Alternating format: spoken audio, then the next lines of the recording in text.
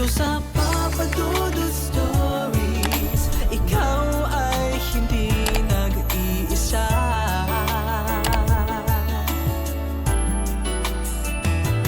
Dito sa Papa Dudut Stories, may nagmamahal sa'yo. Papa Dudut Stories, Papa Dudut Stories. Dear Papa Dudut, sa lahat po ng mga nakatutok ngayon, huwag pong kalimutan mag-like, mag-share at mag-subscribe. Maraming salamat po sa inyong lahat.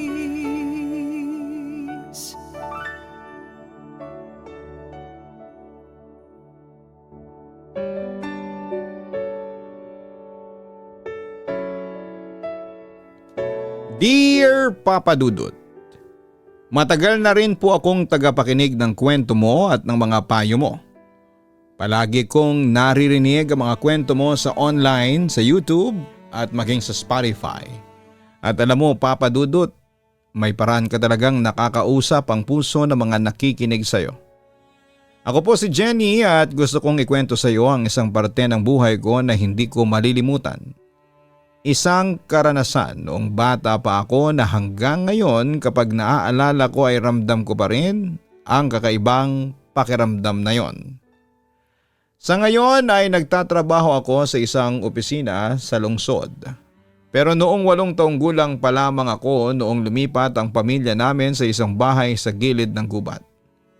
Doon kasi nadestino si Papa para sa trabaho niya. Ang sabi niya ay mura at tahimik daw ang lugar.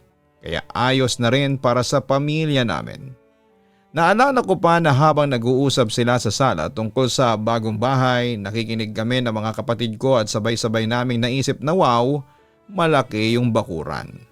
Excited kami kasi sa dati naming tirahan ay maliit lang yung espasyo at halos walang lugar para maglaro. Pagdating namin sa bahay, nag-umpisa kami sa pag-aayos ng mga gamit. Habang ang mga magulang namin ay naglilipat ng kasangkapan at nag-aayos ng mga gamit sa loob, kami ng mga kapatid ko ay sabay-sabay na naglibot sa malaking bakuran. Alam mo Papa Dudut, iba ang pakiramdam noon. Napakalawak ng paligid. Damang-dama ang kalayaan.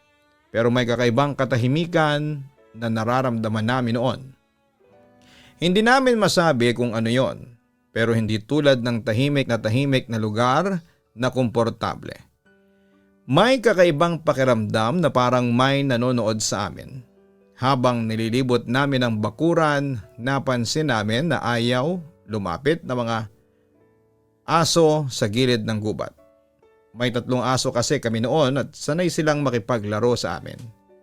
Pero bigla silang tumitigil sa paglapit sa mga puno at sa gilid ng bakuran na malapit sa gubat. Naiiwan nila yung mga laruan namin sa tabi ng puno. Kahit sinusubukan naming ipakuha ito ay hindi nila kinukuha. Tumitig lang sila sa isang bahagi ng gubat at may kakaibang pagkakabahala na sa kanilang kilos. Umatungal pa nga sila at palagi nakatingin sa isang direksyon. Tinanong namin ang papa at mama namin kung bakit gano'n ang mga aso pero wala silang makitang kakaiba.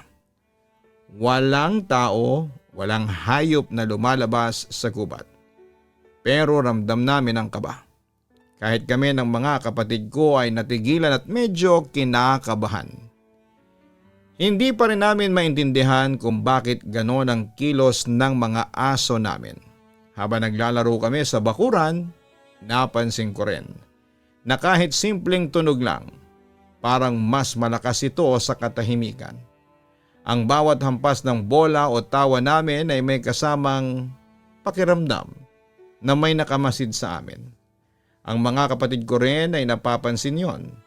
Umiikot-ikot kami, tumatakbo sa paligid, pero palagi naming iniiwasan yung gilid ng gubat.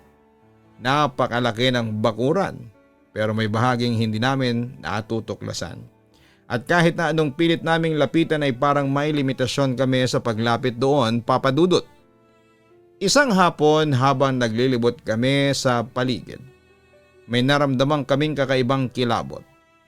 Ang mga aso na sanay maglaro ay biglang tumigil at tumitig sa isang bahagi ng gubat. Hindi po kami nakakita ng tao o hayop, pero ramdam namin na may nakatingin sa amin mula sa lugar kung saan ang mga tingin ng aso namin. Pinag-isipan naming bumalik sa bahay, pero sa bawat hakbang parang may bumabantay sa gilid ng gubat. Kinabukasan, habang nag-aayos ang mga magulang namin ng mga gamit, kami ng mga kapatid ko ay tahimik na naglalaro. Napansin namin na may isang puno sa gilid ng bakuran at may mga laruan na naiwan doon. Subukan naming kunin, pero palaging natatakot ang mga aso at hindi kami pinapayagang lumapit ng maayos. Tumititig lamang sila sa gubat at umaatungal. Parang sinasabi sa amin na huwag nang lumapit doon. Sa gabi matapos kaming kumain at maghugas ng pinggan ay nagtipon ang pamilya sa sala. Napansin namin na may kakaibang katahimikan ang bumabalot sa paligid. Kahit wala pang nangyayari, ramdam namin ang bigat ng hangin. Napatingin si mama sa gilid ng bakuran at ang sabi ay parang tahimik na masyado, hindi ba? Tumango lamang si Papa at kahit na hindi niya sinabi ay ramdam namin na naisip din niya ang kakaibang kilos ng mga aso at ang katahimikan sa paligid. Ngunit sa kabila ng lahat ng iyon, excited pa rin kami ng mga kapatid ko sa bagong bahay. Malaki ang bakuran at maluwag ang espasyo para maglaro kami. Kahit may kakaibang pakiramdam, ito ay parang adventure. Habang natutulog, iniisip ko pa rin yung mga aso at yung bahagi ng gubat na ayaw naming lapitan. Hindi ko maalis sa isipan ko yung tingin nila. Parang may tinatago sa loob ng gubat. Kinabukasan, habang naglalaro kami ulit sa labas, napansin ko na ang mga aso ay patuloy na nakatingin sa parehong bahagi ng gubat. Hindi namin alam kung ano ang nakikita nila. At kahit na anong pilit naming lapitan o titigan, walang tao o hayop na lumalabas mula doon. Napatingin kami sa isa't isa, Papa Dudut, at pareho naming naramdaman ang kaba. Pero hindi rin namin gustong aminin yon. Ang araw ay unti-unting lumipas at habang inaayos namin ang loob ng bahay at nililibot ang bakuran, naisip ko na ang bagong bahay na ito ay magdadala ng maraming karanasan, maganda man o kakaiba. Hindi namin maintindihan lahat ng mga nangyayari sa paligid pero ramdam namin na may kakaibang bagay sa gilid ng gubat. Hindi kami nakakita ng anuman pero ramdam namin ang kakaibang katahimikan at pagtutok sa amin ng paligid. Habang natutulog sa gabi, inisip ko ang lahat ng nangyari sa mga unang araw namin. Naisip ko yung mga aso, yung mga laruan sa tabi ng puno, at yung gilid ng gubat na hindi namin tinatapakan. Kahit wala kaming makitang tao, ramdam namin na may nakamasid sa amin. Hindi ko maalis sa isipan ko ang pakiramdam ng kaba at curiosity. Papa Dudut, gusto ko lang sabihin na hanggang ngayon, ramdam ko pa rin ang epekto ng unang araw namin sa bagong bahay. Hindi po ito simpleng pagkakabangon sa bagong tirahan. Ito ay karanasan na nag-iwan ng kakaibang ala-ala sa akin.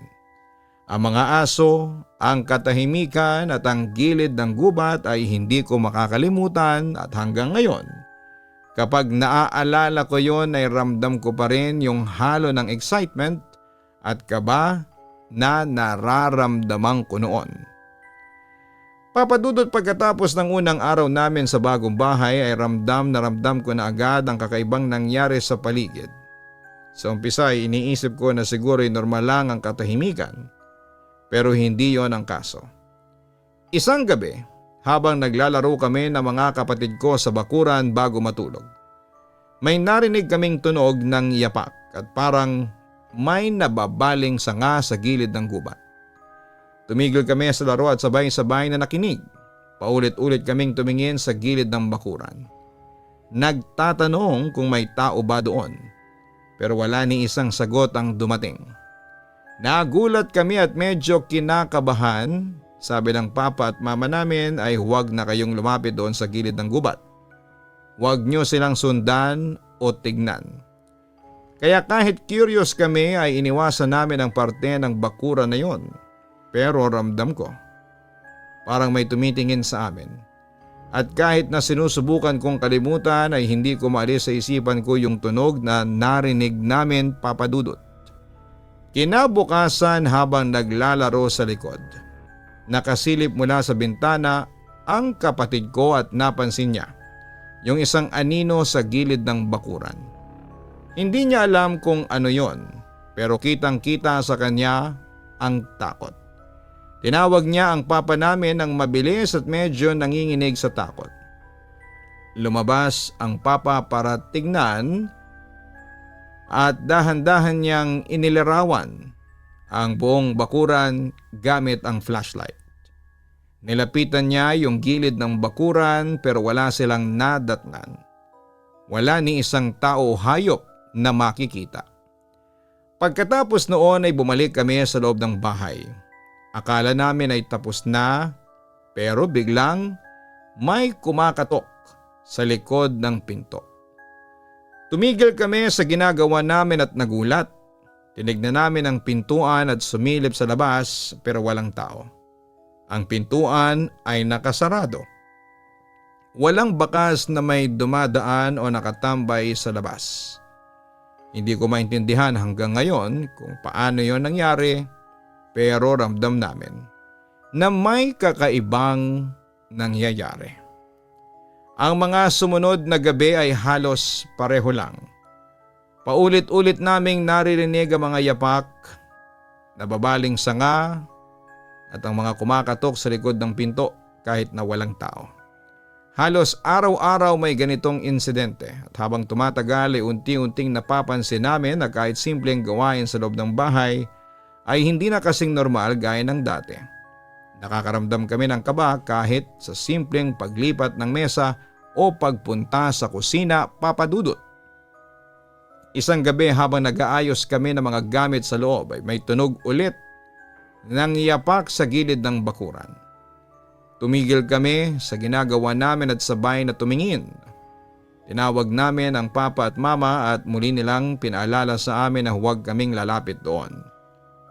Ngunit ramdam ko na hindi lang basta takot ang nararamdaman namin kundi may halo ring pangamba at curiosity. Gusto naming malaman kung ano yon pero alam naming delikado. May pagkakataon din na nagkaroon kami ng lakas ng loob na titigan ang gubat mula sa bintana ng kapatid ko. Nakita namin ang anino, medyo malayo sa amin at sa gilid ng bakuran at parang sumusunod sa bawat kilos namin. Hindi kami sigurado kung anong oras yon nangyari pero kitang-kita namin na hindi po ito simpleng dahon o sanga na gumagalaw. Tumingin kami sa isa't isa at halos sabay na napangitin sa takot. Tinawag namin ang papa at lumabas siya para tignan ulit kung ano yon. Iniilawan niya ang buong paligid, nilapitan ang lugar pero wala siyang nakitang kakaiba. Sa mga sumunod na gabi ay halos pareho lang ang nangyayari, Papa Dudut. Paulit-ulit ang mga tunog at paulit-ulit din ang pagkatakot namin sa gilid ng bakuran. Kahit simpleng pag-aayos sa loob ng bahay ay lagi na kaming may pakiramdam na may nakamasid sa amin. Hindi ko po maipaliwanag kung paanong nangyari yon. Pero ramdam namin ang kakaibang tensyon sa paligid, lalo na kapag tahimik na ang gabi. Habang tumatagal ay unti-unti kaming natututo na maging maingat. Kahit simpleng hakbang sa bakuran, lagi naming sinusuri kung nasaan ang aso at kung may kakaibang tunog na naman, Papa Dudut. Paulit-ulit ang nangyayari pero unti-unti rin kaming nagkakaroon ng routine para hindi masyadong malapit sa gilid ng gubat. Ngunit kahit na ganoon, hindi nawawala ang kaba sa bawat tunog at palagi akong nag-iisip kung ano ang pinagmumulan nito. Pagkatapos ng mga paulit-ulit na gabi na may kakaibang tunog sa likod ng bakuran ay mas lalo pang naging matindi ang nangyari sa bahay namin. Minsan habang malakas ang ulan at bumabagsak sa bubong, narinig namin na mas madiin ang katok sa likod ng pinto. Halos masya kami noon dahil sa lakas at bigat ng bawat tunog at alam mo na, hindi basta-basta ang ganitong pangyayari sa amin. Binuksan namin ang pinto, tinignan namin ang labas pero wala kaming nakitang tao sa paligid o anuman. Ang sabi ni Mama ay baka lang dahil sa malakas na ulan pero hindi namin maipaliwanag kung bakit sa tuwing ganitong oras mas malakas at mas dire-diretso ang katok. Dahil nga sa paulit-ulit na insidente, nagdesisyon ang papa at mama namin na maglagay ng CCTV camera sa likod ng bahay para mamonitor ang mga nangyayari. Ilang gabi din nilang chinecheck ang footage pero wala pa rin makitang kakaibang bagay sa replay. Wala talagang bakas ng tao anumang gumagalaw sa labas at nakakapanibago talaga. Kasi kahit na hindi mo makita sa video ay ramdam mo na may nangyayari. Habang lumalala ang kaba sa bahay, isang gabi ay nagising ako sa malakas na sigaw ng mama ko. Tumakbo ako palabas ng kwarto at nakita ko sila ni mama, papa at kuya sa sala. Bagong gising si kuya at mukhang naguguluhan. Sabi ng mama ko ay nag-sleepwalk daw siya pero wala talagang maalala si kuya sa mga nangyari. Medyo natakot kami noon kasi para bang hindi namin maintindihan kung paano siya nakalabas ng kwarto at nakarating sa sala nang hindi siya nagigising. Mula noon ay nagsimulang magising si kuya sa gitna ng gabi at biglang naglalakad palabas ng kwarto hanggang sa papunta sa likod ng bahay. Tuwing ganito ang nangyayari, hinahabol siya ng mama ko at pilit na ginigising. Paulit-ulit itong nangyari at kahit simpleng sleepwalking lang ay ramdam namin na may iba sa paligid na nagpapabilis ng tibok ng puso namin. Isang umaga, habang tahimik at walang masyadong ingay sa bahay, pinanood ko ang CCTV video footage na nakuha ni kuya. Madilim sa labas. Halos walang makitang detalye pero may napansin ako sa tunog. May mga kakaibang bagay sa background. Hindi po malinaw pero parang may humihila sa mga tunog o may sinusundan ng kamera. Tumigil ako sa panonood at nag-stare sa screen kasi ramdam ko na parang may sinusundan ako sa labas. Nagkatinginan kami ni kuya at mama at kahit wala namang nakikita ay ramdam namin ang bigat ng bawat segundo. Hindi lang yon. Nang sumunod na gabi habang natutulog ako ay narinig ko ang boses ng mama ko na tila tinatawag akong lumabas at pumasok sa gubat. Para akong nahipnotismong bumangon mula sa kama at naglakad kahit nakayapak lang ang mga paa ko. Naglakad ako palabas ng kwarto. Pero bago ako makalabas ng bahay, pinigilan ako ni papa. Sabi niya tulog pa si mama sa kwarto at hindi niya alam kung bakit naririnig ko yon. Mabuti na lang daw at naisipan niyang kumuha ng tubig kaya nakita niya akong palabas ng bahay. Mula noon ay mas naging mahigpit ang magulang namin. Hindi na kami pinapalabas sa bakuran o sa gilid ng bahay lalo na kapag gabi na. At para masigurado na ligtas kami, nagpatayo rin sila ng bakod sa likod ng bahay. Akala po namin noon ay titigil na ang mga kakaibang pangyayari. Pero mas lalo pang dumala sa mga ingay.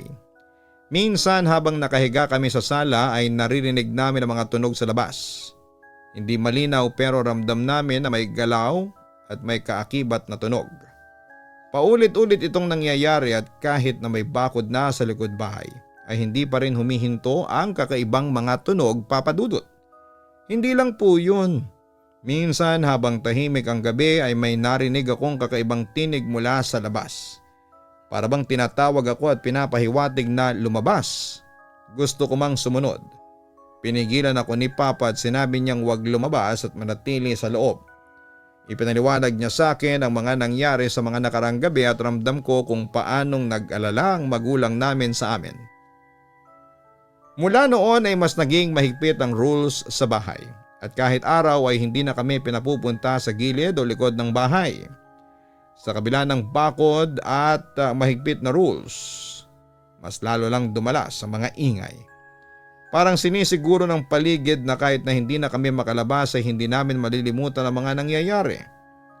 Ang bawat gabi, bawat tunog sa labas, bawat hagod ng sanga sa likod bahay, lahat ay paulit-ulit at hindi na namin maiiwasan. Alam mo, Papa Dudut, pagkatapos ng lahat ng mga nangyari sa likod bahay at sa mga gabi, na paulit-ulit ang kakaibang tunog. Nagiba rin ang takbo ng buhay namin sa loob ng bahay. Lalo na si Kuya. Hindi lang siya nagigising sa gitna ng gabi at naglalakad palabas ng kwarto habang pikit ang mga mata, kundi napansin din namin na madalas siyang tulala. Minsan ay nakaupo lamang siya sa sulok ng sala o sa tabi ng bintana at nag-iisa. Parang wala siyang iniintindi. Hindi nakikipag-usap at hindi rin siya nakikinig sa mga tawag namin. Habang lumilipas sa mga araw, mas lalo kaming nag-aalala dahil napansin naming bumaba ang grades ni Kuya sa eskwelahan. Ang dati niyang galing sa lahat ng subjects ay biglang nahirapan sa simpleng assignments at pagsusulit. Si Mama at Papa noon ay hindi agad naintindihan kung bakit ganito ang nangyayari, pero alam naming may epekto ang nangyayari sa bahay sa kanya. Si Kuya rin, kahit na sinubukan niyang mag-focus, ay hindi niya kayang pigilan ang isipan niya sa mga nangyayari sa bahay, sa likod bahay at sa mga gabi na paulit-ulit ang katok sa pinto kahit na walang tao. Isang araw matapos ang school, nakaupo si Kuya sa sala at nagmumuni-muni. Hindi niya sinabi kung ano ang iniisip pero ramdam namin na may pinoproblema siya. Subukan man namin siyang kausapin, tumingin lang siya sa paligid at hindi nakipag-usap. Para sa amin ay nakaka-frustrate ito kasi hindi namin alam kung paano siya tulungan. Si Mama noon ay palaging nagmamasid at tinatanong siya pero hindi siya sumasagot. Parang gusto lang niyang iwasan ang lahat ng nangyayari sa bahay. Hindi nga nagtagal ay dumating ang punto na nagwala si Kuya sa loob ng bahay. Hindi na simpleng tulala o pagiging mapag-isa, kundi nagsisigaw siya, nagmumura at parang hindi niya makontrol ang sarili niya. Ang simpleng gabi na dati ay tahimik lang, ngayon ay puno ng sigawan at galit na hindi namin maintindihan. Si Mama at Papa ay dali-dali siyang hinabol at sinubukang pakalmahin pero hindi rin nila siya makontrol. Ang tensyon sa loob ng bahay noon ay sobrang tindi. At kahit kami na mga kapatid ko ay natatakot na rin na baka may masamang mangyari sa kanya. Paulit-ulit itong nangyari sa loob ng ilang linggo at may mga gabi na tulala lamang siya sa tabi ng bintana. May mga gabi na bigla siyang sisigaw at magmumura sa sala. Hindi namin maintindihan kung bakit ganito ang nangyayari. Kahit pinipigilan siya ng magulang namin ay hindi maiwasan ang mga eksena na punong-puno ng takot at galit. Sa kabila ng lahat, ramdam namin na si Kuya ay naguguluhan din sa sarili niya. Gusto niyang makontrol ang sarili. Gusto niyang normal ang lahat pero hindi niya magawa. Isa sa mga pinaka-scary na eksena ay nung isang gabi. Habang natutulog kami ay bigla siyang nagising at nagsimulang magsalitang mag-isa. Hindi po malinaw kung ano ang sinasabi niya pero narinig namin ang sigaw, galit at mura. Si Mama at Papa ay dali-dali siyang hinabol at pinigilan pero hindi siya makontrol. Ang bawat hakbang niya, bawat galaw, bawat sigaw, lahat yon ay nagdudulot ng kaba sa amin. Hindi lang yon. May mga oras na naglalakad siya sa paligid ng bahay habang nagsasalitang mag-isa. Nakatingin siya sa bakuran, tinitingnan ang paligid pero hindi namin alam kung ano ang iniisip niya. Kahit na nasa loob siya ng bahay ay hindi niya maiwasang magwala. Paulit-ulit po itong nangyayari at bawat gabi ay mas lalo kaming nagiging alerto. Si Mama at Papa kahit abala sa trabaho ay palagi nagmamasid sa kanya. Sinisigurado nila na ligtas siya. Kami ng mga kapatid ko, natatakot rin kami. Pero alam naming hindi ito simpleng takot lang. Ramdam namin na may epekto ang lahat ng mga nangyayari sa bahay sa kanya at wala kaming magagawa kundi ang manood at magdasal na gumaling siya. Sa mga sumunod na linggo habang sinusubukan naming mag-adjust sa bahay ay mas lalo lamang lumala ang mga nangyayari. Si Kuya madalas tulala at minsan ay naglalakad at nagsasalitang mag-isa. At minsan naman nagmumura at nagsisisigaw sa loob ng bahay. Ang simpleng araw na dati ay puno ng laro at tawanan ngayon ay puno ng kaba at pag-aalala. Si Mama at Papa mas lalo pang naging mahigpit. Hindi na kami pinapalabas sa bakuran at palagi nagbabantay sa bawat kilos ni Kuya. Papa Dudut, kahit na simple lang ang mga pangyayari sa paningin ng iba, para sa amin noon ay hindi yon ordinaryo. Ang bawat hakbang ni Kuya sa bahay, ang bawat sigaw at mura, at ang bawat tulala at galaw niya, lahat yon ay nag-iiwan ng kakaibang kaba at takot sa amin.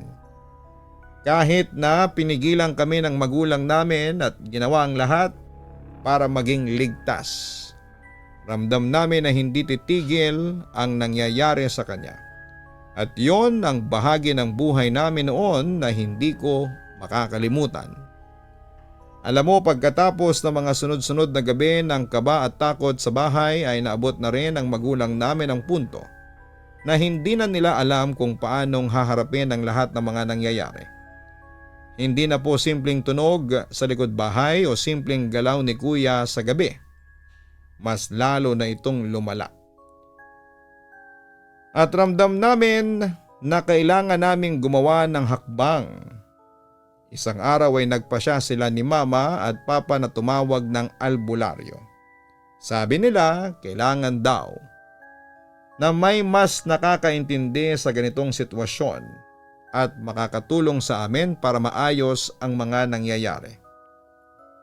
Dumating ang albularyo sa bahay at dali-dali niya itong sinuri. Pinagmasdan niya si Kuya at sinubukan niyang alamin kung ano ang nangyayari sa paligid. Hindi niya sinasabi ng diretsyo pero ramdam namin na seryoso ang sitwasyon. Hindi niya rin basta-basta tinanggap ang paliwanag na sleepwalking or stress lang ang nangyayari. Sabi niya sa Mama at Papa namin ay kailangan daw gumawa ng ritual upang maibalik sa normal ang takbo ng buhay namin sa loob ng bahay. Habang ginagawa ang ritual, mas lalo pang nagwala si Kuya at hindi na siya simpleng tulala at pag-iisa sa sala. Nagsisisigaw siya, nagmumura at hindi niya kayang kontrolin ang sarili. Halos lahat ng galaw niya ay puno ng sigaw at galit. Si Mama at Papa abala sa paghawak sa kanya at pag-iwas na masaktan siya o kami ng mga kapatid ko. Hindi rin maiwasan ng mga magulang namin na makaramdam ng kaba at sa bawat hakbang at galaw niya. Para sa amin, ang simpleng araw na dati ay tahimik at puno ng laro, ngayon ay puno ng sigawan at gulo sa loob ng bahay. Habang ginagawa ang ritual ng albularyo, pinaliwanag niya sa amin na may dahilan kung bakit ganito ang nangyayari.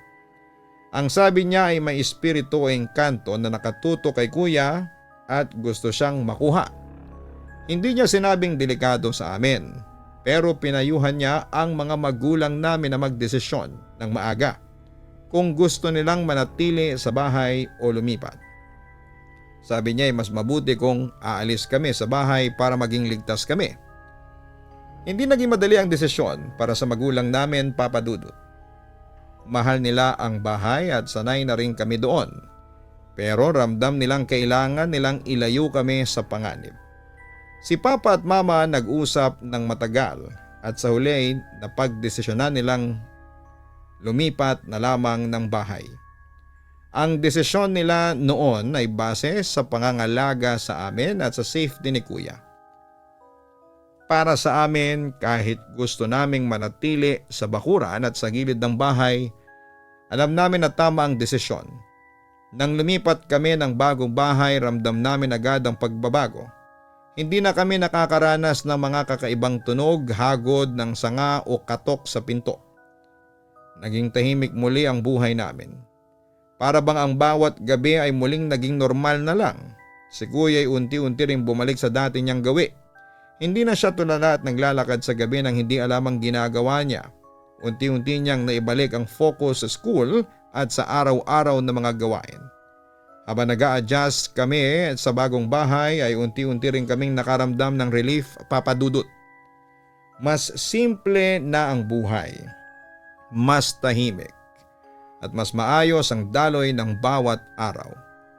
Napapansin namin na mas masaya kami sa paglalaro sa bakuran, sa pagtawa at sa pagkain ng sabay-sabay sa hapagkainan. Ang dating kaba sa bawat gabi ay nawala na at kahit minsan nakakalipas kami sa gabi ng hindi natatakot. Doon ko rin na-realize, Papa Dudut, na may mga pagkakataon talaga sa buhay na hindi mo kayang kontrolin ang lahat ng nangyayari sa paligid mo. May mga bagay na kailangan mong tanggapin at aksyonan sa paraan na makabubuti sa pamilya. Ang nangyari sa bahay na yon, sa likod bahay at sa bawat gabi na nagwala si kuya, ang nagturo sa amin ng leksyon na kahit na ano pang nangyayari, ang pamilya at pagmamahal nila ang pinakamahalaga. Ang bagong bahay ay naging simula ng mas maayos na buhay. Si kuya ay unti-unti nang bumalik sa dati niyang gawi sa paaralan at sa bahay. Ang bawat gabi ay tahimik at kahit kami ng mga kapatid ko ay nakakapaglaro ng walang kaba. Napagtanto namin na minsan ang pinakamatalik na solusyon sa problema ay hindi lamang labanan ang nangyayari kundi ang gumawa ng hakbang para sa safety at kapakanan ng lahat. Papa Dudut, kahit simple lang ang pangyayari sa iba, para sa amin noon, ay napakahalaga at malaki ng epekto sa amin. Ang bawat hakbang ni kuya, ang ritual ng albularyo, ang desisyon ng magulang namin na lumipat sa bahay at ang tahimik na buhay ay bumalik na. Lahat yon ay nag-iwan ng malalim na aral sa amin. Hindi ko malilimutan ang bawat detalye at hanggang ngayon, kahit na mas simple na ang buhay namin, naalala ko pa rin kung paano kami natuto humarap at nakahanap ng solusyon sa sitwasyon na yon, Papa Dudut. Lubos na gumagalang, Jenny. Alam mo, habang binabasa ko ang kwento mo at naririnig ko ang bawat nangyari sa buhay ninyo noon, ay gusto kong sabihin sa iyo na naiintindihan ko kung gaano kabigat sa inyo ang mga panahong yon. Minsan sa buhay ay may mga sitwasyon talaga na hindi mo inaasahan at hindi mo kontrolado. At kahit gaano mo subukan, parang hindi mo rin maiiwasan ang mangyari. Ang mahalaga lang ay may ginawa ka para protektahan ang sarili mo at ang pamilya mo. Sa kwento mo ay nakita ko kung paano nag-effort ang mama at papa mo noon. Kung paano nila inalagaan ang kuya nyo at kung paano sila nagdesisyon na lumipat ng bahay para maging ligtas kayong lahat. Ang punto dyan, Jenny, ay kahit mahirap ang sitwasyon, may paraan para makahanap ng solusyon. Hindi mo kailangan labanan ang lahat ng mga nangyayari sa paligid mo. Minsan ay kailangan mo lang gumawa ng hakbang na makabubuti para sa lahat. Yung palang pag-iwas, pwedeng maging paraan na magkaroon ka ng matahimik na buhay. Gusto kong sabihin sa iyo na normal lang na maapektuhan ang bawat isa sa pamilya sa ganitong pangyayari. Ang bawat galaw ng kuya mo noon, kahit nakakatakot, ay nagpapakita rin ng may nangyayari sa loob niya na hindi niya alam kung paano kontrolin. Hindi mo kasalanan yan at hindi rin kasalanan ng mga magulang mo. Ang mahalaga lang ay natutunan ninyo kung paano pangalagaan ang bawat isa at gumawa ng tamang desisyon. Minsan po ang pag-iwas ay hindi kaduwagan. Ito po ay magbibigay sa inyo ng kaligtasan at katahimikan. Hindi laging komprontasyon ang sagot sa problema. Pwedeng umiwas ka na lang.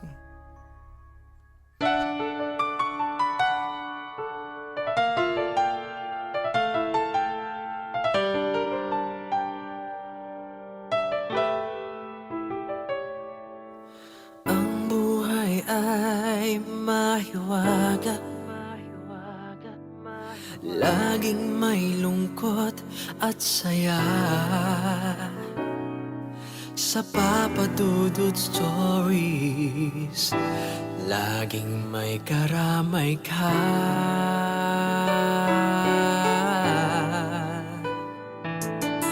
Mga problemang kay bigat, dito ay pakikinggan ka. Sa Papa Dudut Stories, kami ay iyong kasama. Dito sa Papa Dudut Stories, ikaw ay hindi nag-iisa.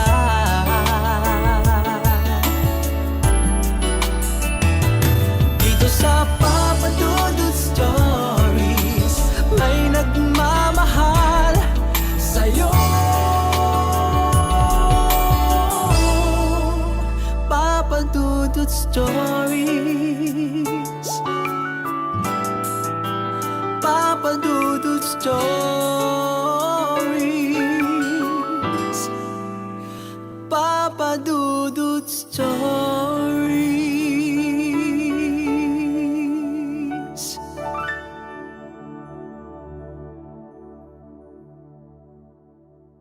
Makipagkulitan. So ayun po guys, nagkakagulo na po tayo ngayon dito. Nakikita po natin si Gian.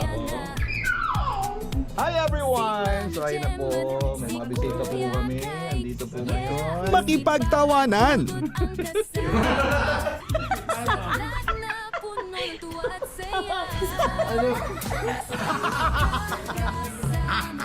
At minsan, makipag-iyakan. Lagyan na ng gamot. Kanina umiyak si Gian, sabi niya, Ama, tanggapin mo ang kapalaran ng iyong ama. Sa Papa Dudut Family YouTube channel. Subscribe na! Dito sa Papa Dudut